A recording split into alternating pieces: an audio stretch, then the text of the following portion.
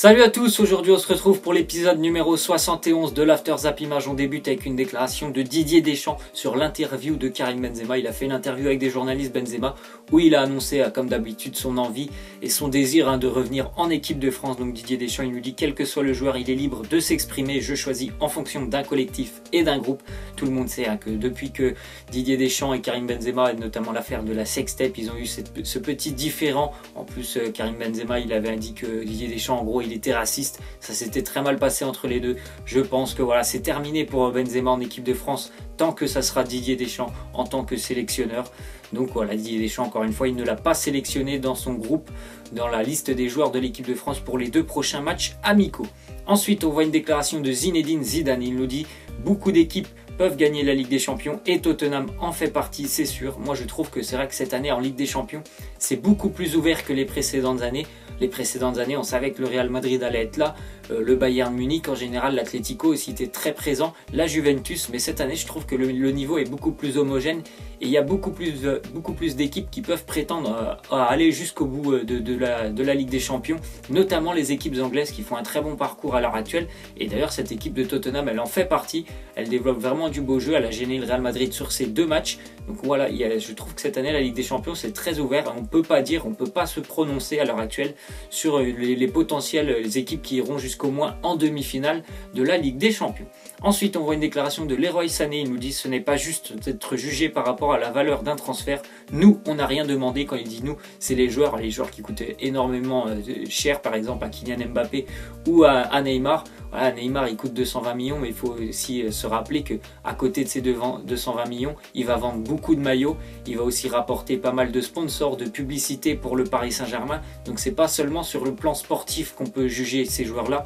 Et c'est pareil pour Kylian Mbappé par exemple, c'est vrai que sur le terrain, est-ce qu'il vaut 180 millions? On ne sait pas, mais on sait aussi que c'est une star en devenir. Donc il n'y a pas seulement le côté sportif qu'il faut prendre en compte à l'heure actuelle avec les indemnités de transfert qu'on voit depuis quelques 2 ou 3 ans maintenant sur le mercato. C'est assez incroyable les indemnités de transfert. Il ne faut pas seulement se fier aux qualités sportives du joueur. On continue avec Houssem Aouar, le jeune joueur lyonnais qui est sélectionné en équipe de France Espoir. C'est une très bonne nouvelle pour lui. Il fait de très bons matchs avec l'Olympique Lyonnais. Il a d'ailleurs été buteur hier avec Lyon face à Everton. C'est vraiment une bonne nouvelle. À chaque fois qu'il a sa chance qu'on lui donne sa chance du côté de Lyon, il fait de très bonnes prestations. Il est très doué techniquement. C'est un très jeune joueur. Et voilà, c'est déjà une très belle récompense pour lui d'être appelé en équipe de France Espoir, parce que les Bleus aussi en Espoir, ils ont eu beaucoup de mal ces dernières années. Ils vont tenter de se qualifier pour l'Euro. Et c'est vrai que là, ils ont quand même un très très bon joueur en la personne d'Houssem Aouar. On continue avec Fawzi Goulam, le latéral du Napoli qui est victime d'une rupture des ligaments croisés. Il sera absent 4 à 5 mois. Il s'est blessé cette semaine face à Manchester City en Ligue des Champions. C'est vraiment dommage pour le Napoli. C'est un joueur très important du dispositif. D'ailleurs, sur ce match face à Manchester City, dès qu'il est sorti, ça a complètement déstabilisé la défense. Ils ont encaissé 4 buts juste dès qu'il est sorti. Il y avait 1-0 et après ils ont perdu 4-2 ce match. C'est un joueur super important, très bon dans les duels, physiquement il est très très bon et il apporte énormément aussi sur les montées offensives sur son côté. Donc je pense que ça va être vraiment une grosse perte pour le Napoli qui est toujours, on le rappelle, leader en Serie A. On continue avec le résultat de l'Olympique de Marseille. Les Marseillais ont été battus hier en Europa League au Portugal face au Vitória Guimarães. 1-0 pour les Portugais, but à la 80e de Hurtado.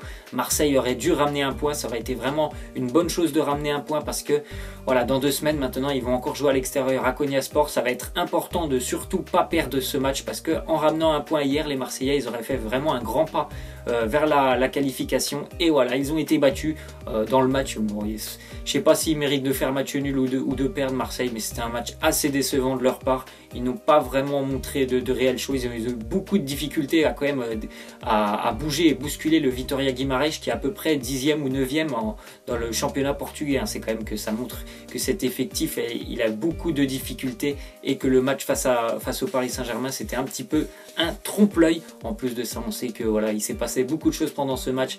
Patrice Evra qui s'est battu un petit peu avec des supporters. Donc encore une fois une sale soirée pour l'Olympique de Marseille.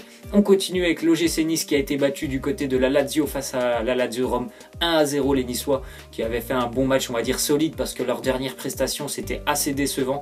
Mais voilà, ils enchaînent une 6e défaite consécutive. L'OGC Nice, la première fois qu'ils ont une série noire comme ça depuis 2012-2013 les Niçois. Et la première fois d'ailleurs aussi sous l'ère Lucien Favre. Ils ont fait un bon match, on va dire. L'OGC Nice, il méritait largement de prendre un point, tant le match était vraiment serré et il ne s'est rien passé du tout dans ce match. D'ailleurs, il y a une statistique qui le confirme pendant ce match, 0 tir cadré pour les deux équipes. Donc voilà, c'est assez incroyable comme statistique, c'était pas arrivé depuis 2009-2010, 0 tir cadré pendant ce match. Et pourtant, la Lazio a marqué un but à la 91e minute. Je crois que c'est un but dévié par un défenseur niçois de l'épaule. Donc les Niçois qui ont vraiment été très très déçus de prendre ce but à la 91e minute. Ça leur aurait fait énormément de bien de prendre un point et de stopper cette série négative. Ils vont jouer face à Dijon dimanche, c'est important pour eux parce qu'ils sont très très mal classés aussi en Ligue 1, les Niçois. On continue avec le maillot collector de la Juventus Turin. Normalement, ils vont le porter ce week-end pour fêter les 120 ans du club. Il était proposé au prix de 189 € sur le site de la Juventus. Il me semble qu'il y avait 19 000 maillots sur le site et c'est déjà rupture de stock à 189 €. Vous vous rendez compte, quand même, c'est assez cher pour un maillot. Et pourtant, les supporters n'ont pas hésité.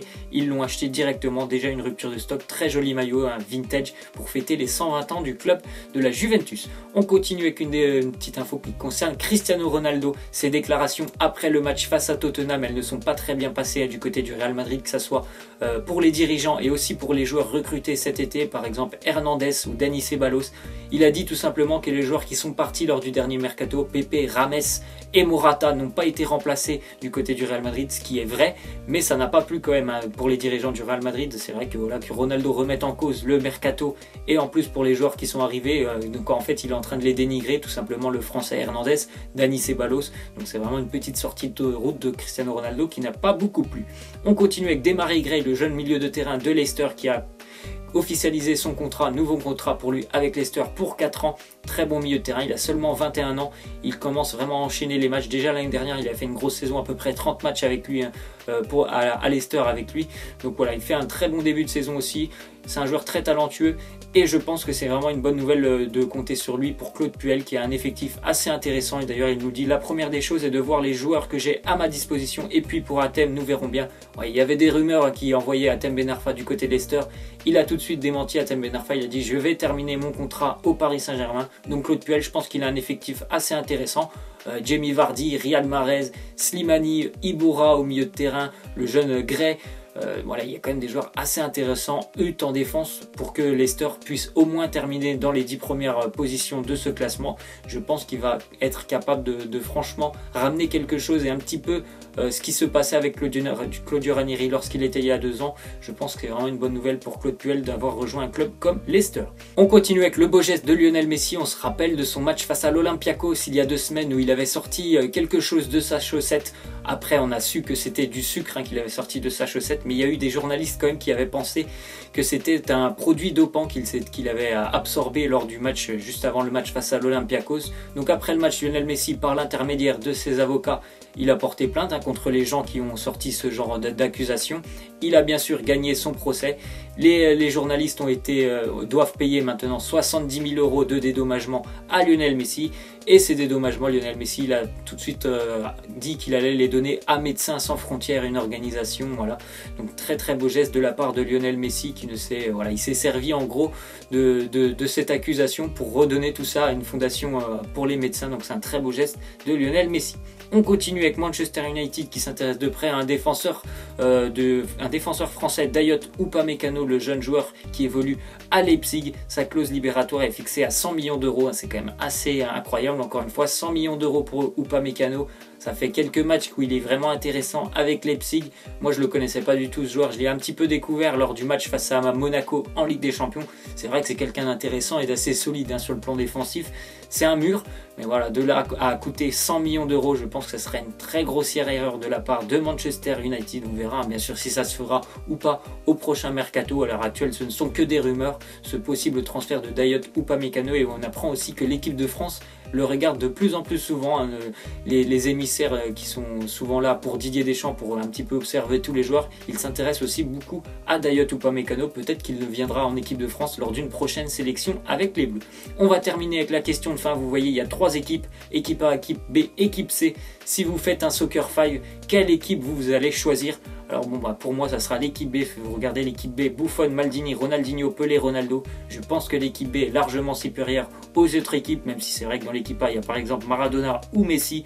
Dans l'équipe C, on peut aussi citer Zinedine Zidane ou encore Thierry Henry. Mais pour moi, ça sera bien sûr l'équipe B. Vous pouvez me laisser en commentaire quelle est votre équipe préférée. Voilà, c'est la fin de cet After Zapima. J'espère que ça vous aura plu. N'hésitez pas à lâcher des likes, à vous abonner. Moi, je vous laisse et je vous dis à la prochaine. Ciao!